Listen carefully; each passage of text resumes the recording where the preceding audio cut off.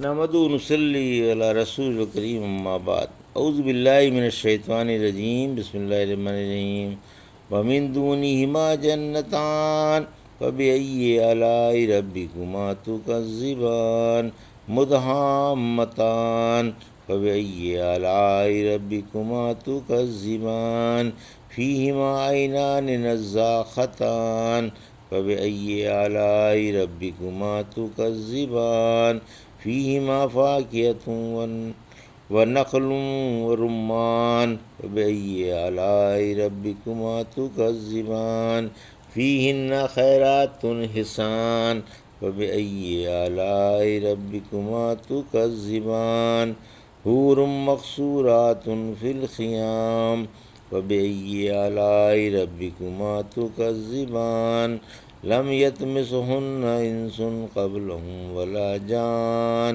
فبأی آلاء ربکما تکذبان متکئین علی رفرف خضر وعبقری حسان فبأی آلاء ربکما تکذبان تبارک اسم ربک ذی الجلال والاکرام۔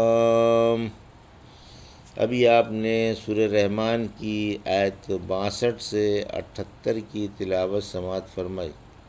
ان آیتوں کا ترجمہ اور تفسیر اس طرح ہے۔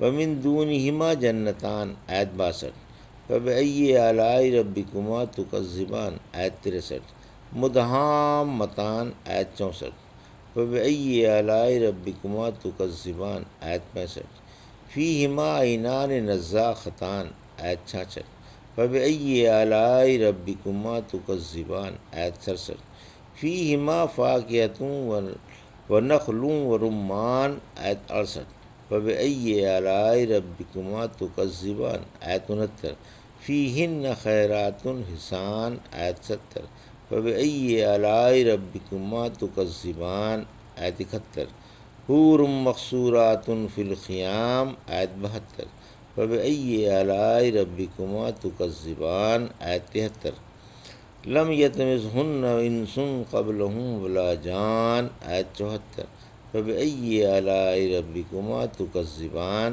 آیت 75، متکئین علی رفرف خضر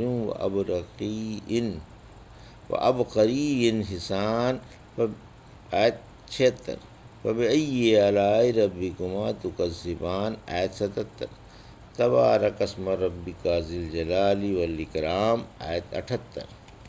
ترجمہ: اور ان دو کے علاوہ دو جنتیں اور ہیں، پھر تم اپنے رب کی کس کس نعمت کو جھٹلاؤ گے جو گہری سبز ہیں، پھر تم اپنے رب کی کس کس نعمت کو جھٹلاؤ گے، ان میں جوش مارتے ہوئے دو چشمے ہیں، پھر تم اپنے رب کی کس کس نعمت کو جھٹلاؤ گے جن میں میوے ہیں، کھجوریں ہیں اور انار ہیں، پھر تم اپنے رب کی کس کس نعمت کو جھٹلاؤ گے جن میں خوب سیرت اور خوبصورت حوریں ہیں، پھر تم اپنے رب کی کس کس نعمت کو جھٹلاؤ گے، گورے بدن والیاں خیموں میں محفوظ ہیں، پھر تم اپنے رب کی کس کس نعمت کو جھٹلاؤ گے جن کو ان سے پہلے کسی انسان نے اور کسی جن نے چھوا تک نہیں، پھر تم اپنے رب کی کس کس نعمت کو جھٹلاؤ گے، وہ سبز مسندوں پر اور خوبصورت فرشوں پر تکیہ لگائے بیٹھے ہوں گے، پھر تم اپنے رب کی کس کس نعمت کو جھٹلاؤ گے۔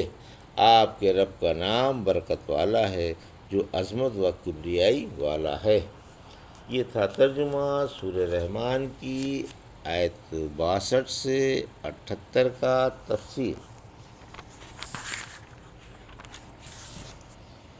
آیت 62 سے 69، سونے اور چاندی کی جنتوں کا مقابلہ۔ یہ دونوں جنتیں پہلی جنتوں سے کمتر ہیں، اور حدیث گزر چکی ہے کہ دو جنتیں میں اپنے ساز و سامان کے سونے کی ہوں گی اور دو چاندی کی۔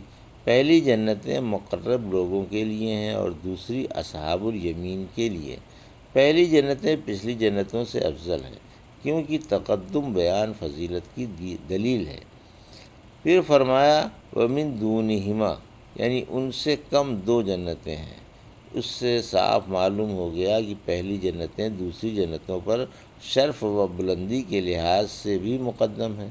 ان کے بارے میں فرمایا کہ ان میں گھنی شاخوں والے درخت یا قسم قسم کی آرام گاہیں ہیں، اور ان کے بارے میں فرمایا کہ کثرت پانی کی وجہ سے اس قدر سبز ہیں کہ سیاہ معلوم ہوتی ہیں، ان میں موج مارتے ہوئے چشمے ہیں، ہر قسم کے آرام و آسائش کے سامان ہیں، پھر تم اپنے رب کی کن کن نعمتوں کو جھٹلاؤ گے؟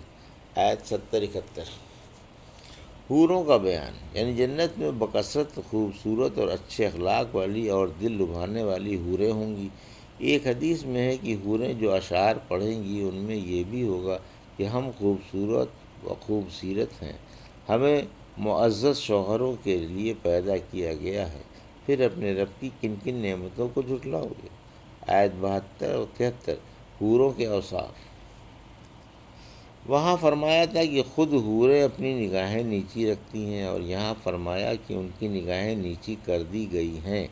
ایک کام تو خود اپنے خیال سے کرنا اور ایک کام کو دوسروں کے کہنے سے کرنا، دونوں میں بہت بڑا فرق ہے، اگرچہ سب پردہ نشین ہے، کیونکہ پردہ دونوں صورتوں میں پایا جاتا ہے۔ ابن مسعود فرماتے ہیں ہر مسلمان کے لیے ایک خوبصورت و خوبصیرت حور ہے، ہر حور کے لیے ایک خیمہ ہے، ہر خیمے کے 4 دروازے ہیں، ان میں سے روزانہ تحفے تحائف اور عزت کی شاندار چیزیں آتی رہتی ہیں، وہاں فساد و گندگی، بدبو اور سختی کا نام و نشان نہیں، وہاں گوری گوری بڑی آنکھوں والی پیاری پیاری حوریں ہیں، گویا وہ آبدار اچھوتے موتی ہیں۔ خیموں سے مراد جنتی خیمے ہیں۔ ایک حدیث میں ہے کہ جنت میں ایک جوہردار موتی کا خیمہ ہے جس کا عرض 60 میل ہے، اس کے ہر گوشے میں جنتی کی بیویاں ہیں جن کو دوسرے گوشے والے نظر نہیں آتے، مومن ان سب کے پاس آتا جاتا رہے گا۔ رحمت عالم صلی اللہ علیہ وسلم نے فرمایا ادنا جنتی کے 80,000 خادم ہوں گے اور بہتر بیویاں ہوں گی، اس کے لیے موتی، زبرجد اور یاقوت کا خیمہ گاڑا جائے گا جو جابیہ سے صنعاء تک پہنچے گا، یعنی خیمہ اتنی دور تک پھیلا ہوا ہوگا، پھر تم اپنے رب کی کن کن نعمتوں کو جھٹلاؤ گے؟ آیت 74 سے 75۔ یعنی ان کے جسم اچھوتے ہیں، ان تک کسی کی رسائی نہیں۔ اوپر اسی قسم کی آیت تفسیر کے ساتھ گزر چکی ہے۔ البتہ پہلی جنتوں کی حوروں کے اوصاف میں یہ بھی تھا کہ وہ یاقوت اور مرجان کی طرح گوری گوری اور نازک نازک ہیں، یہاں ان صفات کا بیان نہیں ہے، پھر تم اپنے رب کی کن کن نعمتوں کو جھٹلاؤ گے؟ جنتی غالیچوں کا بیان، آیت 76-77۔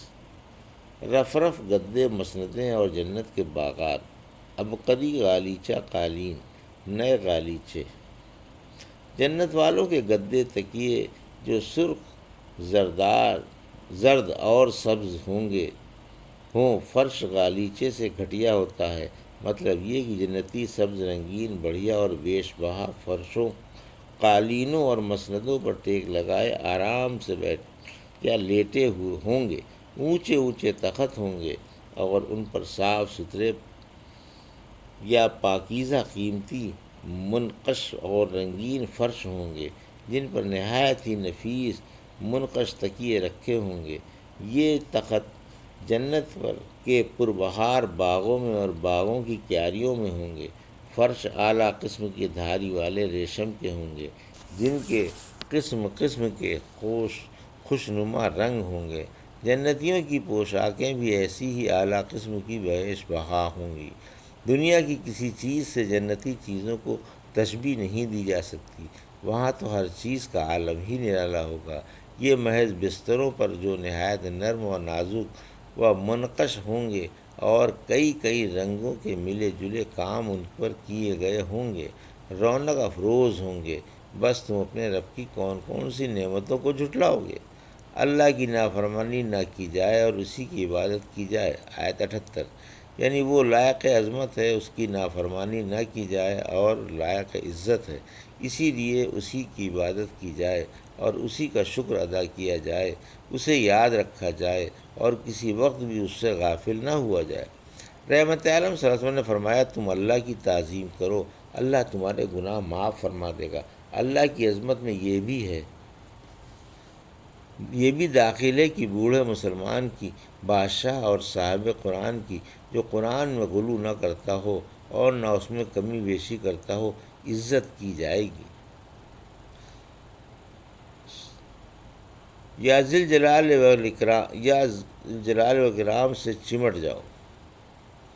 رسول اللہ صلی اللہ علیہ وسلم سلام پھیر کر اتنی دیر بیٹھتے کہ یہ کلمے پڑھ لیں: اللہم انت السلام ومنک السلام تبارکت و تعالیت یا ذل جلال والاکرام۔ اے اللہ، تو ہی سلام ہے اور تجھی سے سلامتی ہے، اے عظمت و کبریائی والے، تو ہی برکت والا اور بلند و بالا ہے۔ الحمدللہ، سورہ رحمان کی تفسیر مکمل ہوئی۔